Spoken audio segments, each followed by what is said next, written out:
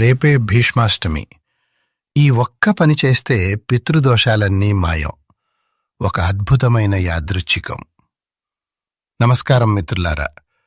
రేపు జనవరి 26. మనందరికీ తెలుసు, ఇది మన భారత గణతంత్ర దినోత్సవం.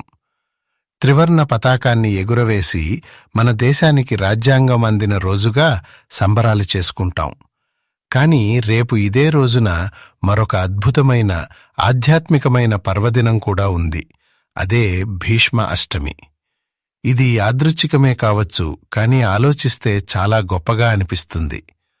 ఒకవైపు దేశం కోసం ప్రాణాలర్పించిన వీరులను స్మరించుకునే గణతంత్ర దినోత్సవం, మరోవైపు తండ్రి కోసం, ధర్మం కోసం తన జీవితాన్నే, ఆఖరికి తన మరణాన్ని కూడా త్యాగం చేసిన కురు వృద్ధుడు భీష్ముణ్ణి స్మరించుకునే రోజు.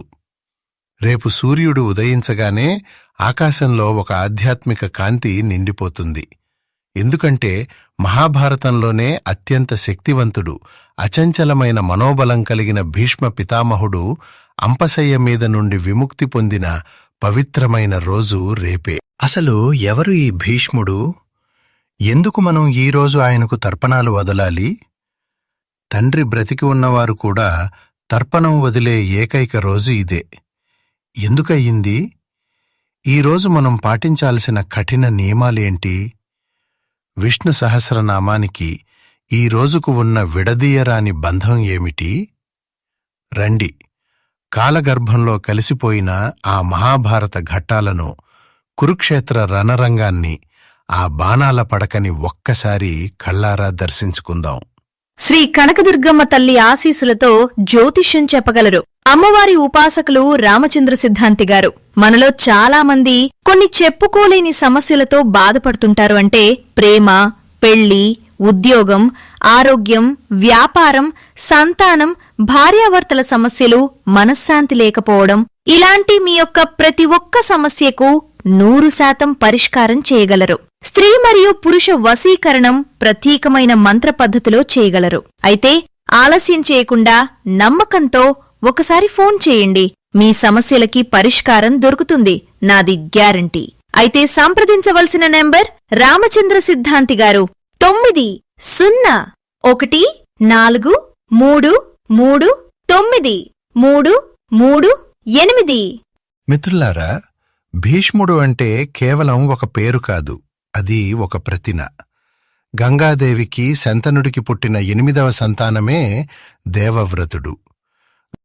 యవనంలో ఉండగానే తన తండ్రి ఆనందం కోసం, రాజ్యం కోసం, నేను ఎప్పటికీ పెళ్లి చేసుకోను, రాజ్యాధికారం చేపట్టను అని భీకరమైన ప్రతిజ్ఞ చేశాడు. ఆ ప్రతిజ్ఞ చూసి దేవతలు సైతం భీష్ముడు అంటే భయంకరమైన ప్రతిజ్ఞ చేసినవాడు అని కొనియాడారు. ఆ త్యాగానికి మెచ్చిన తండ్రి శంతనుడు ఆయనకు స్వేచ్ఛామరణం అనే వరాన్ని ఇచ్చాడు. అంటే మృత్యువు భీష్ముడి దగ్గరికి రావాలంటే భయపడాలి. భీష్ముడు ఎప్పుడు పిలిస్తే అప్పుడే మృత్యువు రావాలి. కాలం గడిచింది. కురుక్షేత్ర యుద్ధం మొదలైంది. పాండవులకు, కౌరవులకు మధ్య భీకరమైన పోరు. కౌరవ సేనాధిపతిగా భీష్ముడు పాండవ సైన్యాన్ని గజగజలాడించాడు. కాని 10వ రోజు యుద్ధంలో శిఖండిని అడ్డుపెట్టుకుని అర్జునుడు భీష్ముడిపై బాణాల వర్షం కురిపించాడు. ఆ బాణాల ధాటికి భీష్ముడు రథం మీద నుండి కిందకు జారిపడ్డాడు. కాని ఆయన శరీరం భూమికి తగలలేదు. అర్జునుడి బాణాలు ఆయన శరీరంలో గుచ్చుకుని ఒక పడకలా మారి ఆయన్ను గాలిలోనే ఉంచాయి. దాన్నే మనం అంపశయ్య అంటాం. శరీరం నిండా బాణాలు, రక్తం కారుతోంది, ప్రాణం విలవిలలాడుతోంది. కాని భీష్ముడు ప్రాణం వదలలేదు. ఎందుకంటే అప్పుడు సూర్యుడు దక్షిణాయనంలో ఉన్నాడు. శాస్త్రాల ప్రకారం దక్షిణాయనంలో చనిపోతే స్వర్గప్రాప్తి ఉండదు, పునర్జన్మ ఉంటుంది.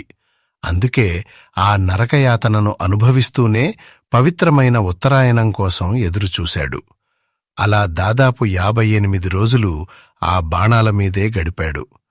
ఎప్పుడైతే సూర్యుడు ఉత్తరాయణంలోకి ప్రవేశించాడో మాఘ శుద్ధ అష్టమి నాడు, అంటే రేపు, తన యోగశక్తితో ప్రాణాలను శ్రీకృష్ణుడిలో ఐక్యం చేశాడు.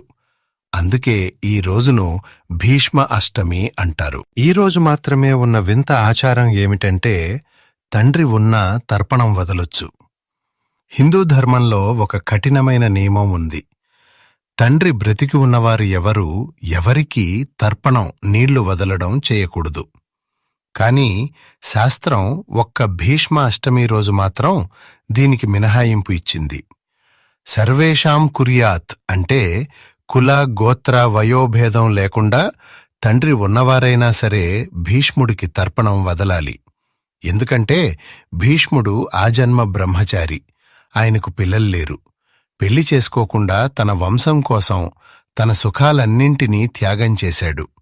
అప్పుడు వ్యాస మహర్షి మరియు శ్రీకృష్ణుడు ఒక వరం ఇచ్చారు. భీష్మ, నీకు సొంత పిల్లలు లేకపోవచ్చు, కాని భవిష్యత్తులో భూమి మీద పుట్టే ప్రతి మనిషి నీకు కొడుకే, నీకు కూతురే. వారందరూ ఈరోజు నీకు నీళ్లు వదిలితే వాళ్ల పాపాలు తొలగిపోతాయి, వంశం వృద్ధి చెందుతుంది అని చెప్పారు. అందుకే మిత్రులారా, రేపు ఉదయం స్నానం చేశాక మగవారైతే 3 సార్లు నీటిని, నువ్వులను చేతిలోకి తీసుకుని భీష్ముడిని తలుచుకుని వదలాలి. ఒకవేళ మంత్రం రాకపోతే కేవలం భీష్మాయ నమః అనుకున్నా చాలు.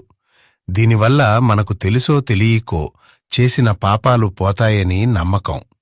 ముఖ్యంగా సంతానం లేనివారు ఈ పని చేస్తే మంచి ఫలితం ఉంటుంది. మనలో చాలామందికి తెలియని విషయం ఒకటుంది. ఈ రోజున మనం వింటున్న విష్ణు సహస్రనామం పుట్టింది భీష్ముడి నోటి నుండే. ఆయన అంపశయ్య మీద ఉన్నప్పుడు ధర్మరాజు తాత, ఈ లోకంలో అన్నింటికంటే గొప్ప దైవం ఎవరు?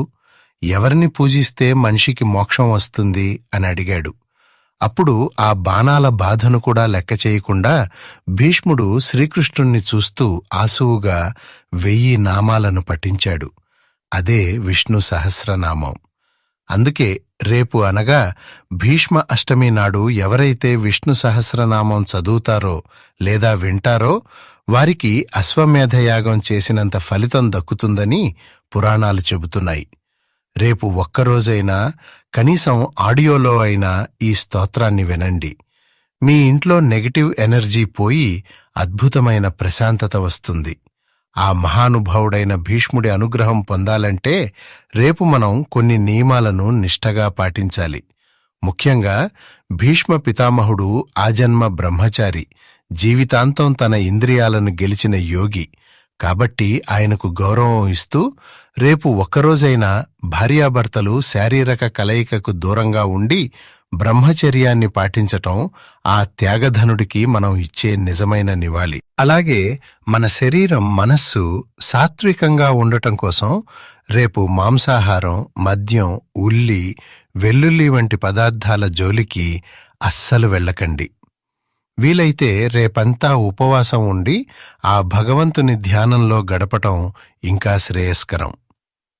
ఇక రేపు చేయవలసిన అతి ముఖ్యమైన దానం జలదానం. ఎందుకంటే యుద్ధభూమిలో భీష్ముడు దాహంతో అలమటించినప్పుడు అర్జునుడు బాణంతో పాతాళగంగను తెప్పించి ఆయన దాహం తీర్చాడు. ఆ ఘట్టాన్ని స్మరించుకుంటూ రేపు ఎవరైనా దాహంతో ఉన్నవారికి మంచి నీరు అందించండి, లేదా కనీసం మూగజీవాలకైనా నీరు పెట్టండి.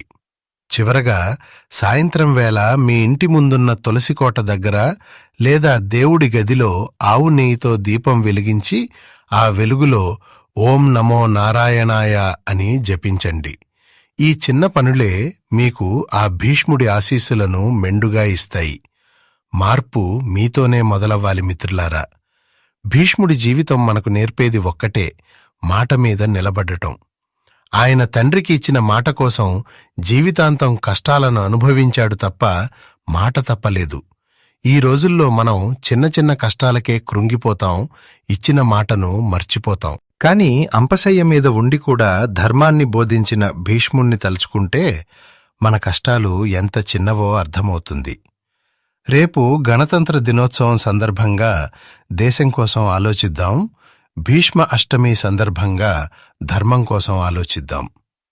రేపు ఉదయం లేవగానే ఆ మహావీరుడికి నమస్కరించి మీ రోజువారీ పనుల్లో నిజాయితీగా ఉంటానని సంకల్పం చేసుకోండి. నా తలరాత ఇంతే అని బాధపడకుండా భీష్ముడిలా మృత్యువుని విధిని ఎదిరించే మనోధైర్యాన్ని తెచ్చుకోండి. ఆ పెన్ను, ఆ శక్తి మీ చేతిలోనే ఉంది. ఈ వీడియోలో మేము ప్రస్తావించిన విషయాలేవీ మా సొంత కల్పనలు కావు. ఇవన్నీ మన సనాతన ధర్మ గ్రంథాల నుండి, మన పెద్దల అనుభవాల నుండి సేకరించిన అమూల్యమైన విషయాలు. ఈ సమాచారం మీకు నచ్చితే రేపు ఖచ్చితంగా ఆ నియమాలను పాటించండి. అలాగే ఈ వీడియో మీకు నచ్చినట్లయితే వీడియోని లైక్ చేయండి. మీ అభిప్రాయాన్ని కింద కామెంట్ రూపంలో తెలియజేయండి. ముఖ్యంగా ఈ వీడియోని మీ స్నేహితులకు, బంధువులకు షేర్ చేయండి. ఎందుకంటే మీ ద్వారా ఈ విషయం తెలుసుకునివారు రేపు భీష్ముడికి తర్పణం వదిలితే ఆ వచ్చే పుణ్యంలో మీకు భాగం ఉంటుంది. ఇలాంటి మరిన్ని మంచి విషయాల కోసం మా ఛానల్ని తప్పకుండా సబ్స్క్రైబ్ చేసుకోండి. ధన్యవాదాలు.